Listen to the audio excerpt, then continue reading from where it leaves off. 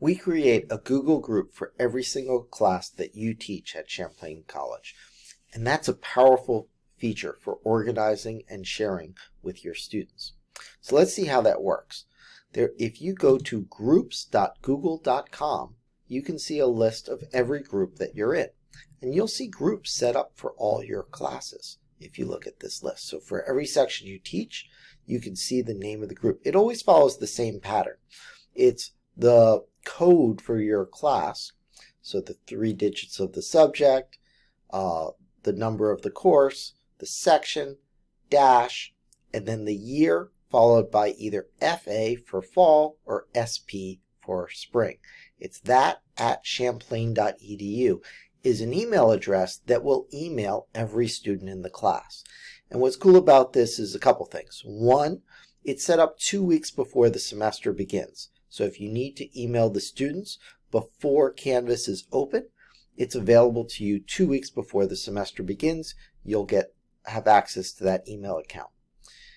The other cool thing is the list is maintained nightly. So if a student adds or drops your course, they will automatically be added or removed from the list.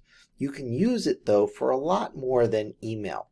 So if you go to your calendar, for instance, you could set a calendar invite, and I could invite as guests my class. So I could type in my class code and it would invite all of the students, and you can see how it says here 19 students were in that section would be invited. Now I'm not going to hover on it because you'll actually even see the students' names there. Now if I click here, more options, or if I click up here, I can create a repeating event. So it'd be pretty easy for me to custom set this up, say that my class meets Monday and Thursdays. I'm going to repeat this for all 15 weeks of the semester, and repeat every week on these days and stop after 15 weeks. And that would allow me to set up a calendar invite that invites all the students, and I could tell them additional information such as where does the class meet, and if I needed to, I could add a Google Meet video conferencing, and it would be very easy for students to find that if they were sick for class.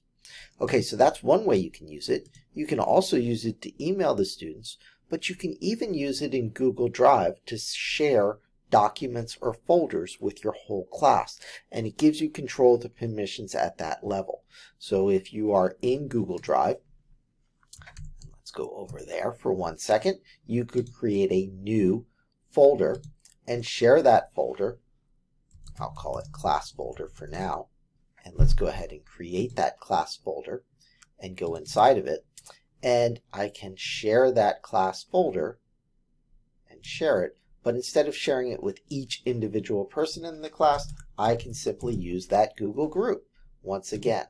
Now, if you notice, as I was typing it, it actually shows my list of possible Google groups that I could pull in.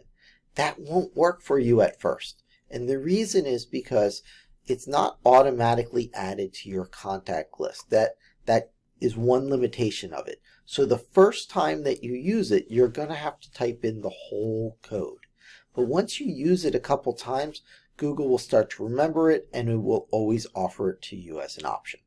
So just be aware that the very first time you will have to either copy it, or if you go to groups.google.com, you can actually copy and paste that link. So if you right click on this email address, you can say copy link or copy, and then you can paste it in. So that's another way that you can do it. So I hope that gets you excited for what is really a powerful feature that can be used in creative ways. You can use it to share folders and resources through Google Apps, through Google Drive.